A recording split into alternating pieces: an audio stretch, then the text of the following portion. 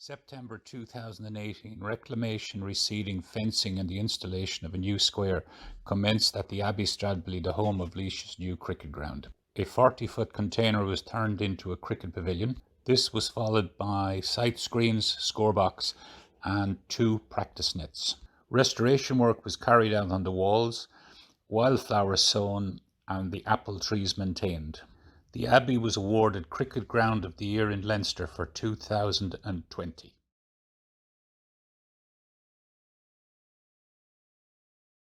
Ladies and gentlemen, you're welcome to another Live Elite Sports show. And today we've given over the show completely, and quite rightly too, to Laois Cricket Club. And I have, I'll throw it out there first of all, lads and ladies present. The Cricket Club, do you have a nickname? Because if you don't, I have a good one for you. Roland, as the senior. So. No. Well, how about the Nomads? And I'll tell you why I suggest the Nomads. Because Laois Cricket Club, Roland, am I right in saying this, started out in Tullamore? Correct. Do you know the story behind that? It started out as the Midland Cricket Club in Tullamore. It was about to go out of business and it then went to Port Tarlington for 1 year, played in Wardrop's Field. A couple of boys from Port Laois Rugby Club went over and played with the cricket club in Port Tarlington, invited them then to the rugby club in Port Laois, and we spent 33 years there. And like all good things come to an end, and 2 years ago we moved to our own grounds at the Abbey in Stradbally. Very good. So you're quite correct. 4 different. Yes. So I'll throw it out to your club mates there, Roland. Do they like the nickname the Nomads? Because you've been wandering a little bit, and now you've finally found your forever home. No, Nomads are not. No, I don't think so. It'll suit us. I don't know like about everyone else, but I think it was kind of bittersweet leaving Port Laois Rugby Club in the end, because I had some really, really good memories there. I only really knew the rugby club, so it was a bit strange. I found the first season that we played at the Abbey, and you know, we had a very good setup there. We had a good pitch, we had good facilities, so it was a little bit sort of strange the first season we played at the Abbey. We, in fairness to Roland and Jack and Eddie, they got everything set up really, really quickly, and obviously Cosby as well. But yeah, I think Nomads is a bit of an unfair description. But no, I'm happy enough with where we are now. Yeah. So no, we'll scrap that, lads. You'll have to come up, and ladies present, you'll have to come up with a better nickname than that. But Roland, back to you now for a moment. Can you remember the 1 year the club did play in Port Arlington? I joined the club the year after that. And the original members that actually played in Port Tarlington is Noel Ryan. Noel Ryan was one of the original ones. Dennis Aldright, which you would know of, the famous Aldright car family from Port Laois. Jack Croke, the butcher. And so those 3 are still around, and they played in Port Tarlington, and then it moved to Tucker. Okay, so you never played in Port Arlington yourself? You're much too young. No, never played in Port Arlington. Okay. So yes, we'll have to have a future show with Jack and the boys on, the original Port Arlington crew, if they can come on. Well, there is still a few of those around, but this year we would be celebrating 50 years of Midland cricket and 35 years of Laois cricket. So we'll be having a big birthday cake with 50-35 on it. And Uzzie's wife is going to bake it. Okay, did you hear that, Uzzie? No comment. Yeah, so 35 years in the county and 50 years in total, the Midlands. Incredible. But now, who was it brought it up? Tom Morris there. Tom, you missed Port Laois Rugby Club when you did move out to Stradbally. Did you think it was a mad move? Be honest now. I suppose you can say that hindsight's wonderful, but I think at that, to put kind of a bit of context to it, I was kind of living away at the time, so I was living in the UK at the time. So I was sort of, all I saw initially was these photos of this overgrown field, and part of me did think, like, my God, like, how are we going to get this any bit right by the time the next season comes around? But no, thankfully I was proved absolutely wrong, and it's worked out really, really well. I think that one of the great things about having our own ground now is that I think it's added a lot to the social side of the club. I think that it's much. I don't mean this as a criticism of the rugby club, but in comparison to Stradbally, it's much more accommodating of wives, girlfriends, partners, that kind of stuff for them to come down. Because, look, as most of us here will probably attest to, there can be games that can be a bit boring and a bit dull. So if they do get a bit bored after a while, they can wander up the town. There's cafes, coffee shops, there's places for them to go. So it's added a lot more to the club in that sense. Having our own facilities, it's made it easier for us to have barbecues and all that sort of stuff as well. So I think that maybe when we were in the rugby club on the playing side, we were maybe a bit stronger in terms of numbers and in terms of particularly numbers of youth players we had in the club. But I think overall, in terms of the club itself and how we can sustain it, I think we're much better off in Stradbally. And that's absolutely no criticism of the rugby club at all in any way. Yeah, it's just, yeah, I know where you're coming from, Paul or Tom, because, and Roland will attest to this. Roland actually caught me breaking in the very early days of the move. I heard about the move, and of course, being a nosy old bastard, I had to go look at, and of course, there was an easy way to go into the grounds, and of course I found the hard way. So Roland caught me scaling the wall to have a look around, to have a nosy around. Roland, do you remember that? I do indeed, seeing this strange object arriving. Uninvited, might we say, but you were very welcome. You were very welcome and brought a lot of good things to the club for us. Well, we do our best. We do our best, Roland. We do our best. But I mean, the amount, and we'll put up the after photo, the way the ground is looking now. I'm sure we'll get a before photo as well. I'm just looking for other people to come in. The amount of work that's been done in the few years you've been out in Stradbally at the Abbey, it's just incredible. Anyone want to jump in on that? I'll just say a few things about it as well. I'm a blow-in as well from other parts, from Dublin and sort of North Kildare area. And the one thing I love about cricket grounds is the grounds where they're confined around the borders. So while the Portlaoise Rugby Club had like loads of space and there was flat and everything like that, the character of the Stradbally ground is unbelievable. If you walk in there, you would not believe it's less than 2 years old, or it's around 2 years old now.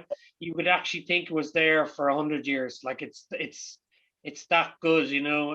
The work was done, like the fencing and everything around the sides makes a huge difference. The score box we carried over from the other ground, it all adds to the character. Obviously things like the walls, it just, everything is just, it just says like as if it was there 100 years. And going back, actually, I remember as a kid going to the ground in Tullamore, actually, I think it was just a farmer's field. And I think the cows were just taken off before the matches, I think, because I remember one of the North Kildare players actually would dive for a ball and landed in a cow pat, and he got the name Cowshite for the rest of his playing career out of that. So I was only probably about 6 or 7 at the time, but I do remember the ground actually. Yeah. Yeah, but I mean, it's across all sports. I remember in my very, very young days, and you'd play. We had no cricket in our area, which is odd because in South Tipperary and Kilkenny especially, it was an absolute heartland of cricket before hurling superseded cricket. But I remember playing hurling and Gaelic football, and in rugby as well. You'd have no facilities. You'd have the best of crack. but you'd be tugging out in cars, you'd be tugging out in ditches, and you had, of course, Jonathan, the ubiquitous cowpats everywhere. And woe to you if you landed at one, because there were no showers. All good, clean fun, not. Yeah, but we're on a world now where everybody expects everything. And I think with cricket being some of the games, some games are over in 3 hours, some games could take 7 hours. I think it is important to have the sort of facilities there nowadays to cater for that. It is differs in some ways from, say, something like soccer, where you could have, like, I think about like the Phoenix Park with all the soccer pitches, where you can just go in and play your match and walk out and go home. You know what I mean? You do have to have sort of extra facilities nowadays for those long periods. You could be there in the ground, so it is different in that way. Absolutely. And speaking, Jonathan, speaking of the Phoenix Park, of course, is a beautiful old cricket club there. It's when I was working in Dublin, I used to love wandering up there in my lunch hour. And of course, now would you claim, I mean, I don't know, Jonathan, would you claim that the Laois Cricket Club's grounds are some of the finest in the country? Definitely some of the most beautiful. Definitely. I love the really scenic ones, and it's just the work that's gone in to make it that good. We have aerial photography, drone footage, etc. It just looks fabulous. I think it is top notch. Yeah. Yeah, and speaking of the work that's been done, what was entailed when you moved in there first? What did it look like, Roland? Well, I didn't do anything, so I'm hardly qualified. You're not claiming the credit, Roland. I'm claiming zero credit. Well, go ahead, Roland.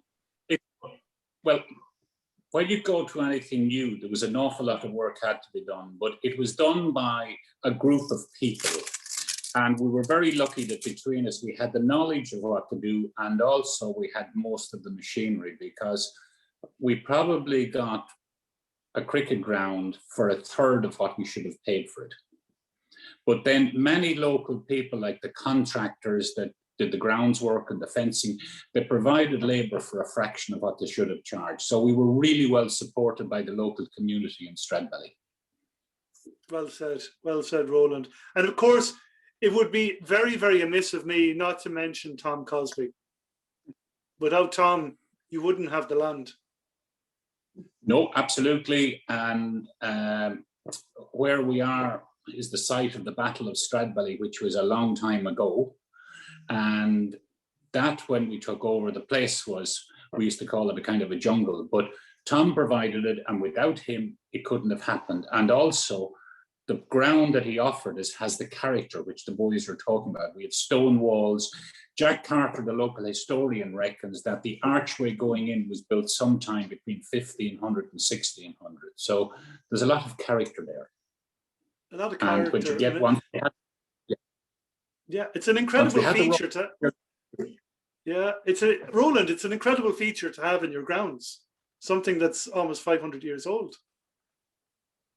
Yes, it is, but we're now at the stage, John, that we have that work completed. It's more important now that the people you were talking to, which are the players, they're the boys, and Jonathan and Tom, the coaches, and Usama, they're the boys going to drive it on. So I'm yesterday's man. These are the fellas to talk to. Well, absolutely. And Roland, speaking of, for example, we'll go to Usama now, because we off air before you came on, Roland.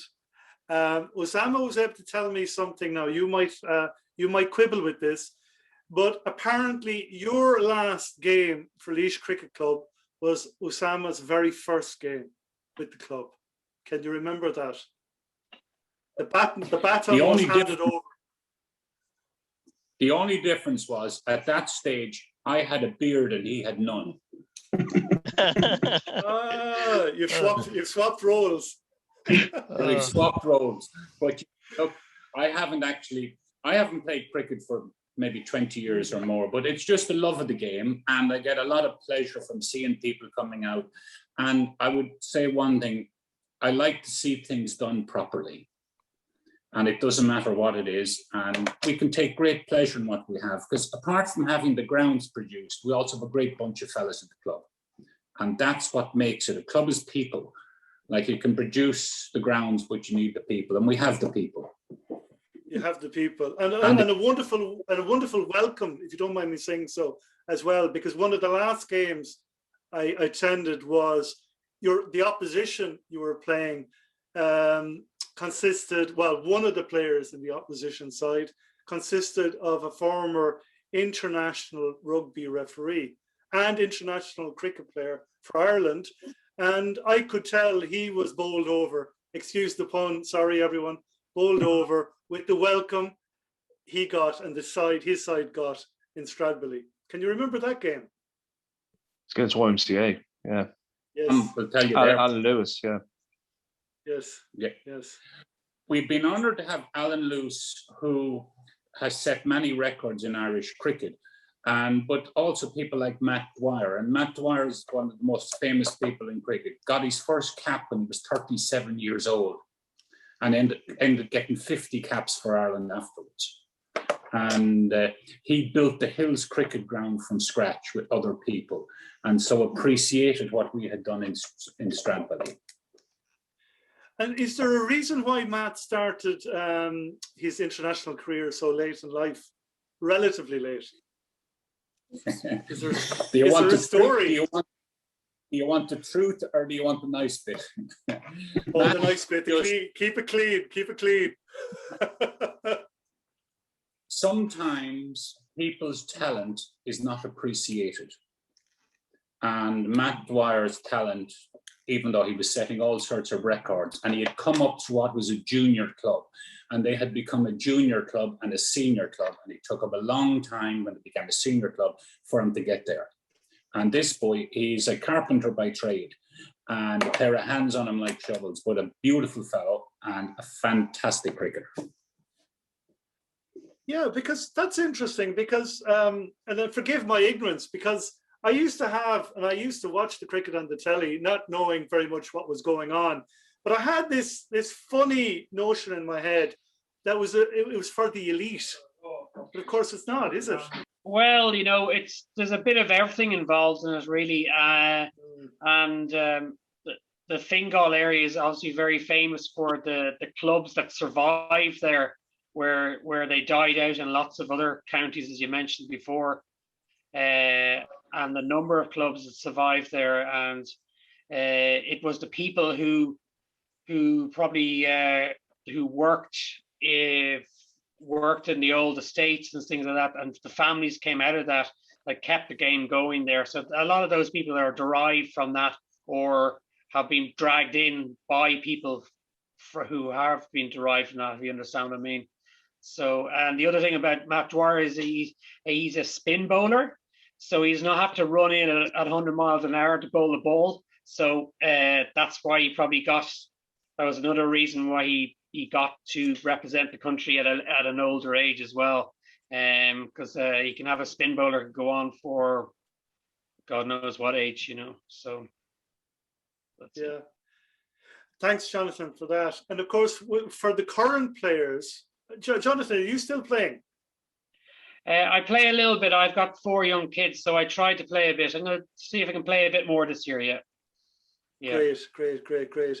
And for the other current players, like Usama, you remember your first game for the club, don't you? Yes, I do.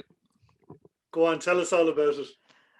Yeah, I think, like I already said, Ronald, it was only a friendly game against Baglanstown, and we were playing in Baglanstown, and I was anxious to bat, and I remember Ronald saying, "No, you're not going yet." I went in 7 or 8, and I got out second ball or something. Then after that, I'll say, and then I was bowling, and I wasn't bowling properly. I was throwing it. And I remember Ronald telling me he's going to get 2 wooden sticks and put either side of my elbow and either nail it down or tape it up. Then I'll start bowling with the straight arm. So that's what I remember from the first game, actually. So it was quite funny one, I'd say. This is it. And now do you bat at the top of the batting order? Oh yes, I pretty much batted everywhere.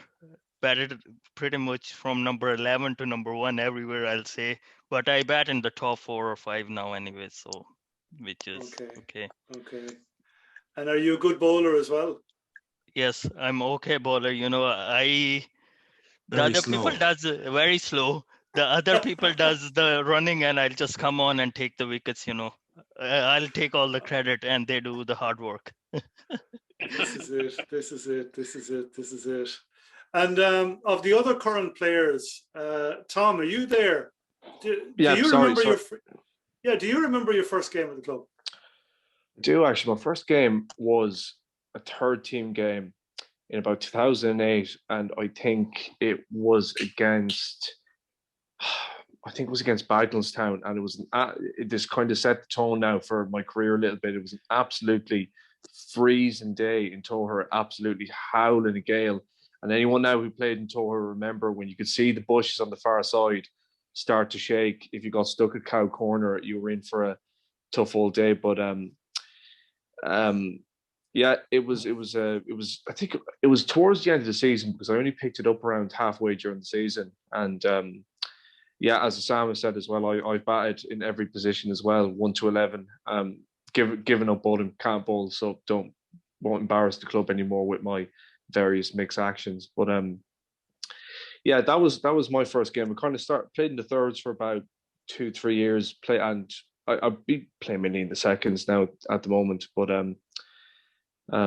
yeah, I do miss the thirds actually in a bit of a way. It was kind of where it was good to have that kind of formative experience, because it's a good way to learn to play and learn the rules in kind of a less pressurized setting in comparison to the first team and that kind of stuff. But yeah. So you and Usama came up through the ranks at more or less the same time.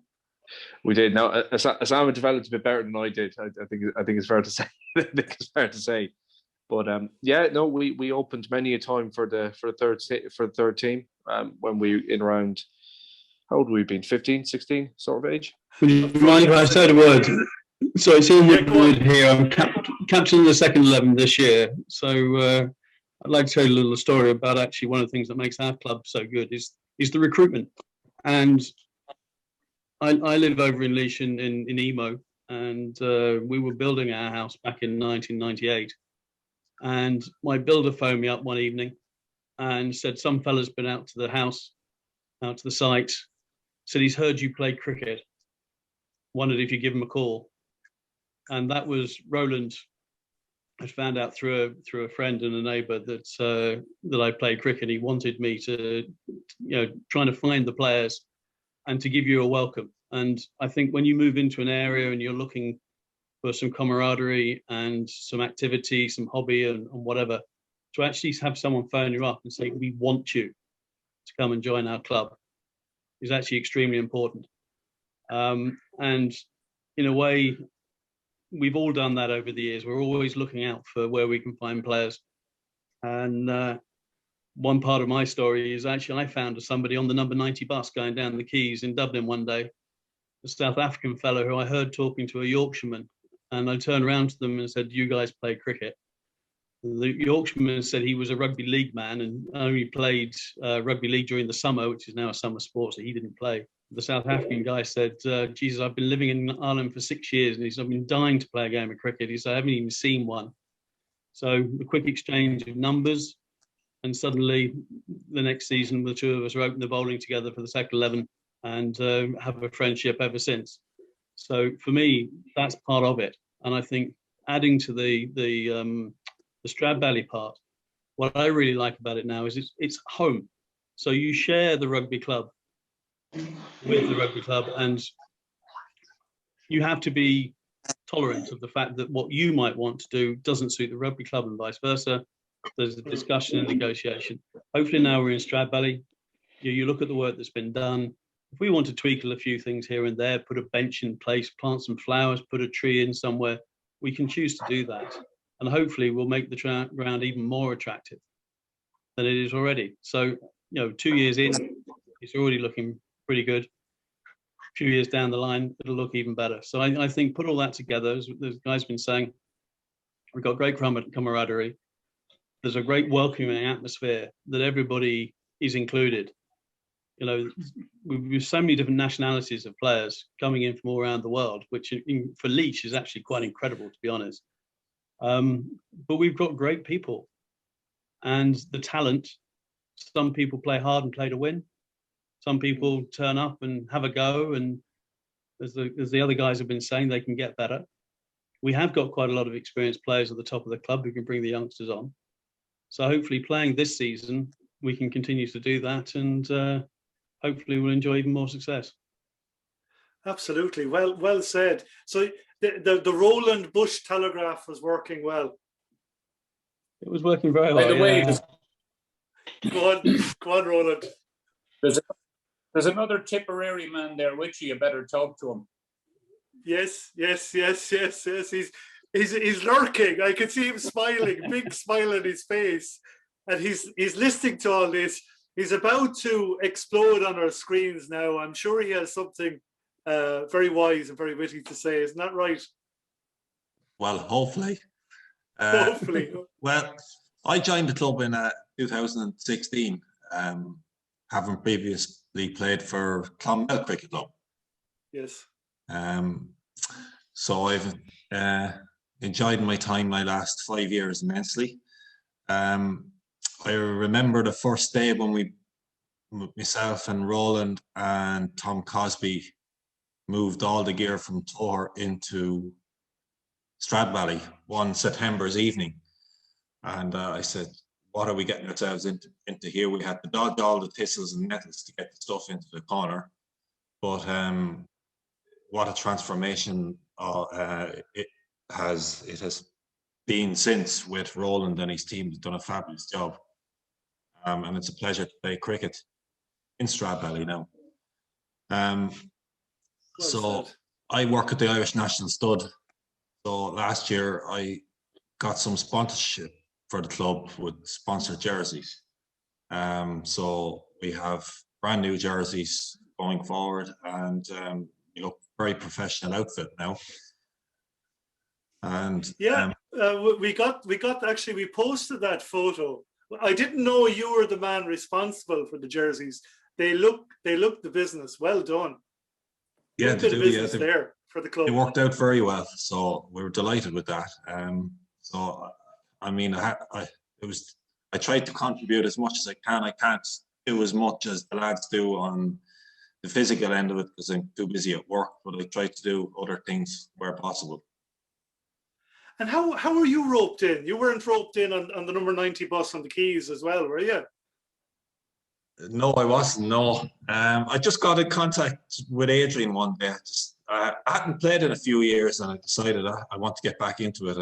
So I've enjoyed it. So I carry on for the time being, anyway.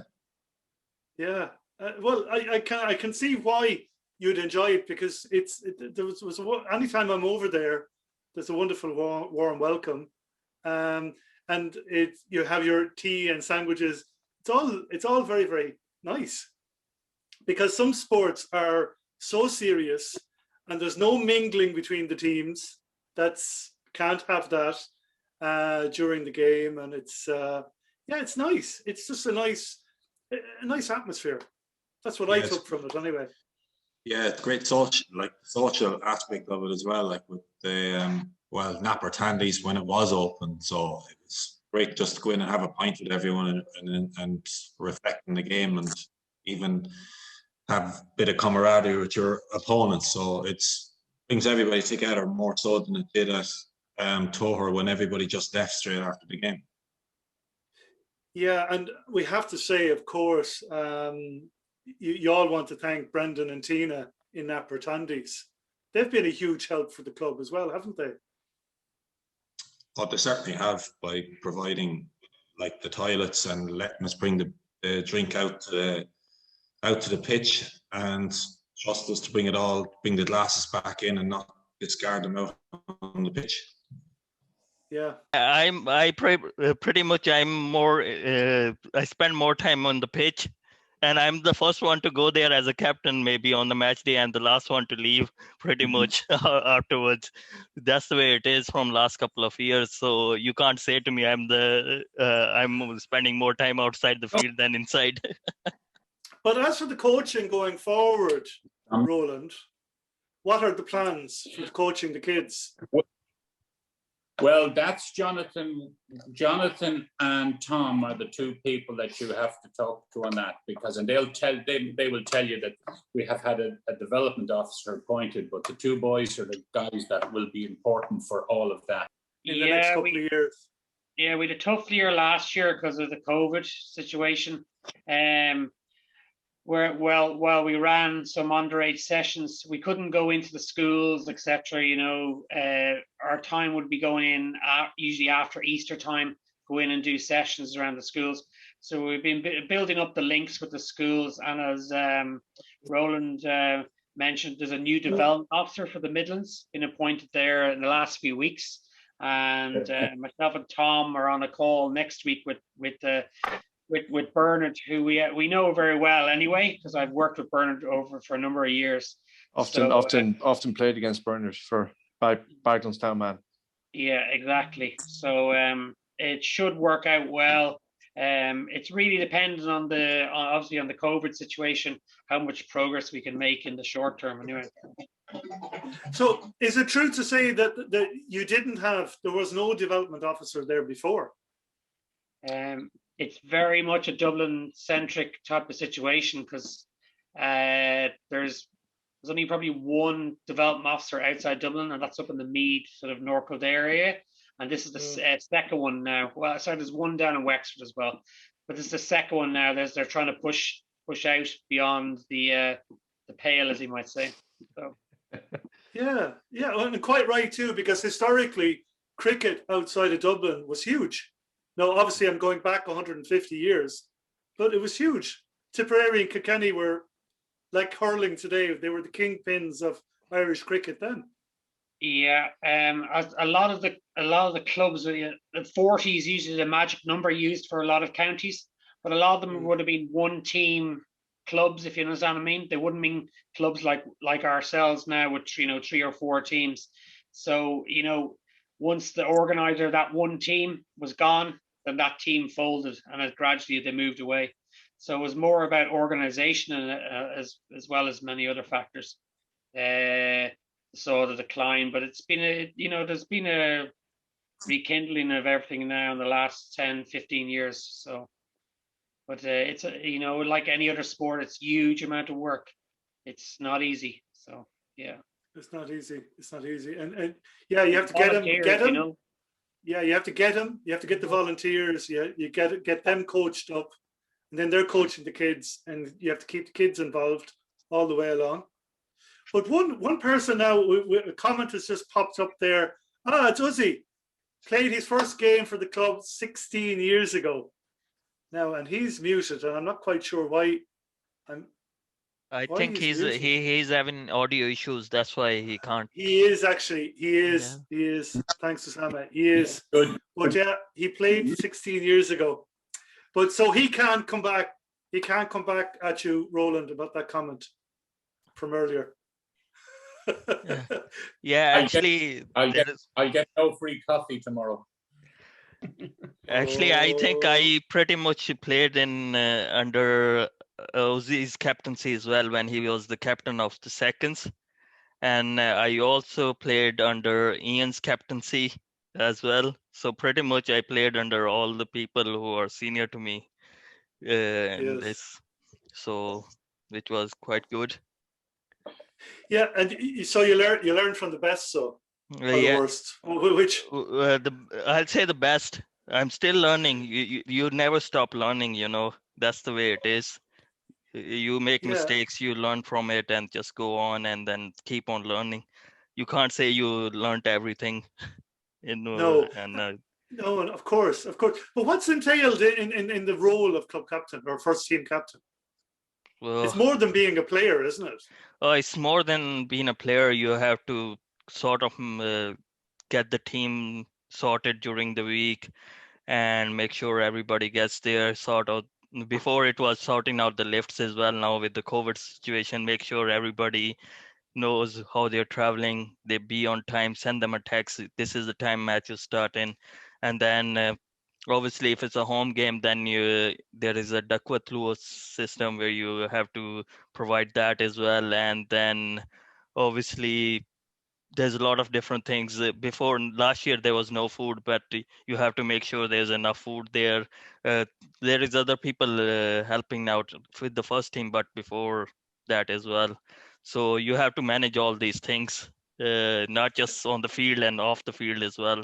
So it's not it's a big responsibility, isn't it? Yeah, it is. But I enjoy doing it. I'm doing it for a while now. So I did it for 2 years with the first, and before that I did it 3 years with the second team. So enjoy doing it. So that's the way it is. Great. Well, you're a great ambassador for the club. You all are, I have to say. But I mean, Roland, you might be best placed to answer this. In your time with the club's time in Laois, I mean, who was the best batsman and bowler the club has produced? Now, you can't say yourself, obviously. Definitely not, but very simple.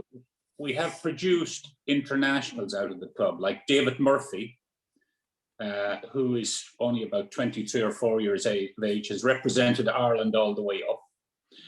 We had 2 first-class cricketers playing for the club. That was Dan Van Zyl and Jason Bulpit. But probably the best batsman we had, you can't really pick it because it depends on the day, and it's the same with bowlers, and it depends what's happening. But we would certainly, out of the club, have been able to pick 11 players that could play first senior cricket in Ireland. So that side too, we've very good guys through our hands. But our club is more now about being a club and having people to play and having the barbecue and getting the wives down. We built practice nets in Stradbally that are built to international standard. And that's going to be our future going forward, because 2 or 3 people can go down together, have a knock around, be social, and that will work. And that, I feel, is going to be the big thing going forward. The other thing I would say, because I stay away from the playing end as much as I can, but we have to also give a lot of credit to Stradbally, because we've got an awful lot of local support there. People have started to wander in and see the grounds.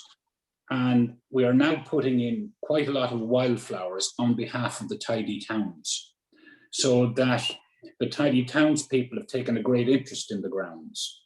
And the grounds is actually, most of the boys wouldn't have seen what's happened, but when they drive in the next time to the Abbey, they won't recognize it. All has been got ready for wildflowers on the left. So the place we mightn't be a very good playing cricket club, but we'll be very pretty.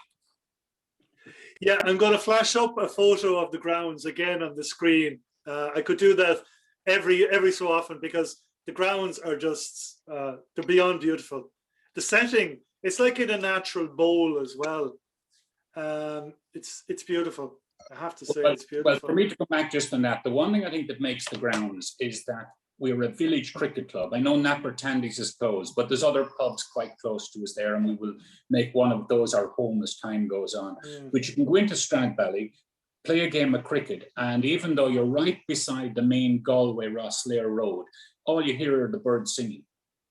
Yes. So, you know what I mean? So, and yet you can walk outside and get a cup of coffee within, 2 minutes walk. So that end of it is all gone together. And what we're trying to work on is to make sure that locally that we get a lot of support from it within Stradbally, which is happening. Yeah, which is great to see it. And I suppose that a lot of locals would have been curious, nosy to start off with, and now they're fully fledged supporters of the club. Well, I get a lot of pleasure when people ask me, how did you get on at the weekend? And that has started to happen. So people buy in very quickly locally. In other words, cricket was an oddity starting off, but our big thing will happen is when we get some of the actual local kids playing. And I'm sure Jonathan and Tom will organise that. And as soon as we get some of the local kids, and I mean local being Stradbally and local being County Laois. So as soon as we get that all happening, we're home and hosed. Absolutely. Yeah, so you could have an all Stradbally lineup in 10 years' time. The non-Stradbally brigade won't get a game at all in the first team. We regard local as anyone that's living within whatever driving distance it is, if you know what I mean. So once we have that, we're fine. So it doesn't matter whether it's south of there or Carlow or wherever it is. Once people come and enjoy it, but what we really need to do is to get the people of Stradbally to buy into coming in of a Sunday or Saturday, walking around, sitting down, seeing what's going on, enjoying it, and turning the cricket grounds, I won't say into their public park, but feeling very welcome to come in there and enjoy it. And of course, when more people come in for the boys playing, it's a big boost for them. Absolutely. And I can see where you're going with that, because I see with other clubs, especially GA clubs, a lot of them now have walkways. So what they want is, they don't want the parents to drop the kids and go. They want the parents to stay. So if you have a walkway or something similar, the parents will just go for a walk and they see what's going on and they're getting involved. And before you know it, you might get one or two more volunteers out of them.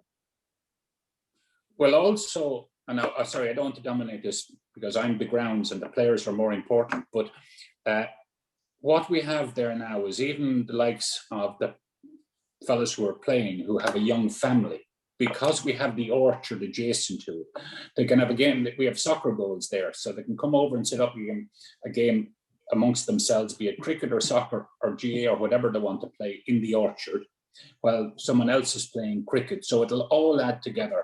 And I think once the local people in Stradbally start coming in and seeing what they have, most people didn't realise what was in there, including beside us the canal, which goes back to the time of when it was actually a grain mill and all that. So, you know, our encouragement is to have the ground used when the gate is open.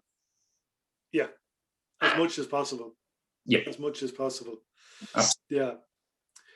And on the coaching again, Tom, can you come in on that? You've got your badges. Do you see that you need to coach up more coaches within the club?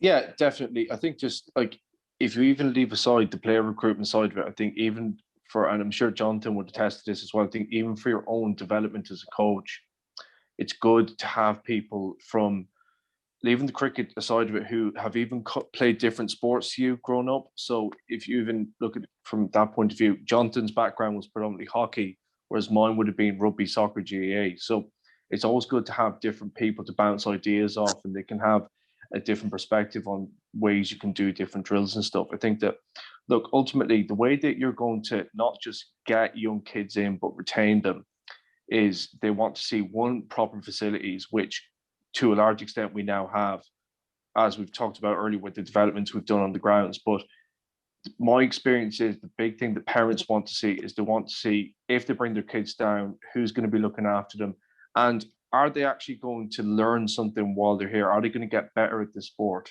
Because one of the unfortunate things about cricket is that it is a difficult game to play, and I think that the proof of that would be the massive drop off that you do have, not just in our club, but in quite a lot in the Dublin clubs as well. That there's a lot of guys who play between maybe the ages of 8 up to 14, 15, and then they'll drop off. So it's about trying to develop them and to have pathways for them to progress from youth teams, third team, second team, all the way up. But my main overall point would be, we want to have player development and coaching systems in place so that everybody will find their level. There's a level for everyone to play at. Well said. Well said. And of course, I forgot completely, because Roland sidetracked me there. I forgot to mention congratulations to the club, because you're the Laois recipient of the Texaco Club of the Year award.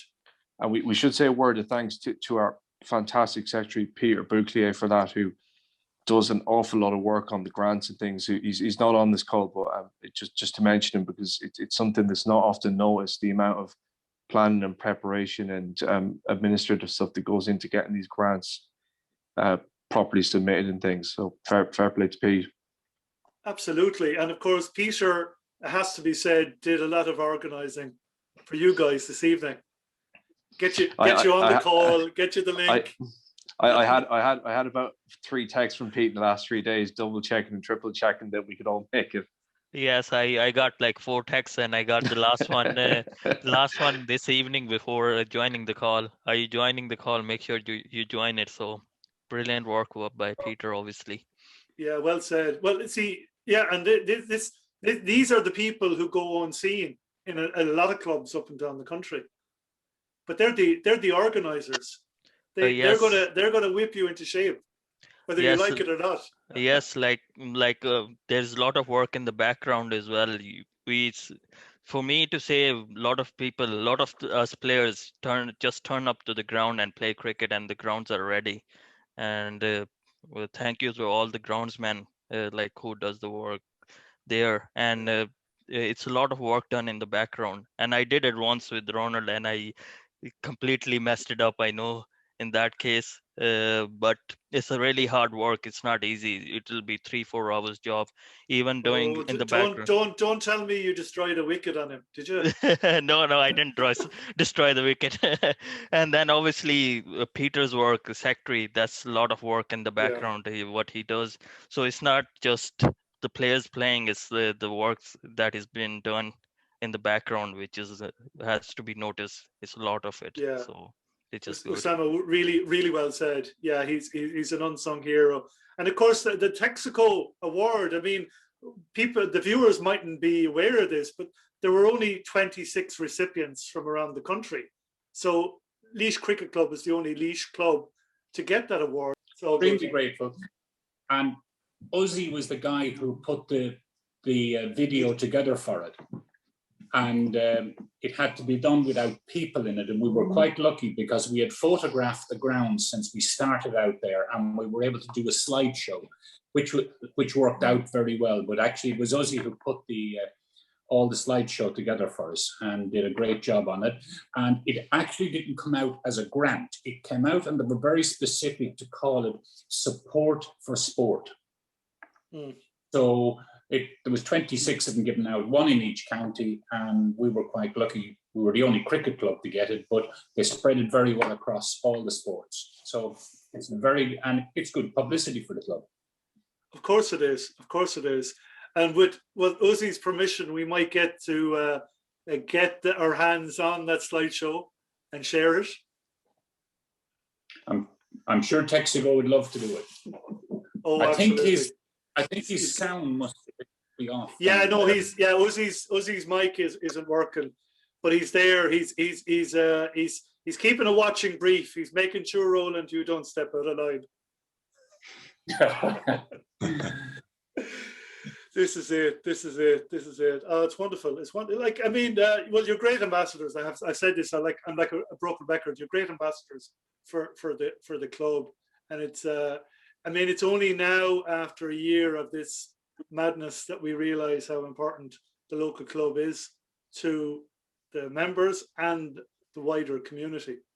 It's and for all the viewers, when the 5K restrictions and all the restrictions are lifted, get down to the cricket club grounds in Stradbally. They're absolutely stunning. You might get a sandwich and a cup of tea. I know you will. You'll get a really, really warm welcome, and you might get to learn some of the intricacies of the game. I'm still picking them up, and it's. I mean, I never saw it in real life, the game, until I went over to Laois Cricket Club. It's just fascinating, nice atmosphere. For the quieter people on the panel this evening, does anyone want to add anything? Yeah, just one more thing as well. What hasn't been mentioned this morning that is the development of women's cricket outside Dublin, because women's cricket is predominantly in Dublin, but there are, in the underage sections across clubs outside Dublin, there's girls who participate, and there's no current pathway for them. So it's not just a Laois Cricket Club thing. It'll have to be a wider scheme where we bring girls through, whether that's girls teams or girls participating in teams, Cricket is quite unique that the competitions are now open, so men and women can play on the same teams. That's right for the last maybe 5-10 years. And so what we're saying is it's not just for men, it's not just for boys, it's for women and girls as well. So we want to build on that as well. Well said, Jonathan. Important point. So hopefully soon we'll have a ladies first, second, and third team. Exactly. Give it a couple of years. Exactly. It really depends on building up a network of clubs to play against as well, you know. So it's a wider thing. Yeah. To my wonderful guests, to Peter, who organised you all this evening, really appreciate it. Can I? Yeah, Roland, please jump in quick. If you were putting something up, just tell anyone that's coming to the grounds that as you drive in the direction of Carlow through Stradbally, it's 50 metres after Napper Tandy's on the left-hand side. Yes, that's important. That's important. Because you'd whiz by it in a second and you would never suspect there was a cricket ground just behind those that row of houses. You'd never, and yes. You're in for a treat. Viewers, you're in for a treat when you go over there. Beautiful grounds, and you'll have a warm welcome. Yeah, very good point, Roland. Excellent, yeah. Excellent. And yeah, to my wonderful guests this evening, thank you so much for showing our viewers and telling our viewers about your wonderful club. As I mentioned before, you're great ambassadors for Laois Cricket Club. I want to wish you all continued success, even greater success into the future.